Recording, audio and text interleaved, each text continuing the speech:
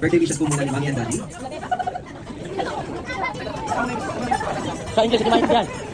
Hello, birthday wish namin for Khalil, lumaking strong, healthy, and smart. English. Tatay naman, tatay. Ayan, at ang birthday wishes po namin ni Jollibee ay ang matupad lahat ng birthday wishes ng bawat isa para lamang kay Khalil. Kaya naman Khalil, pwede mo na i-blow yung birthday candle. 1, 2, 3, and blow! Ayan, and now Khalil is officially 2 years. Ay lumaking strong and healthy. Palakpakan naman po natin si Jollibee. Alright, Jollibee, for your second wish, ikaw na Khalil ay lumaking matalinong bata. And Jollibee, for your third and last wish, Ikaw na Khalil ay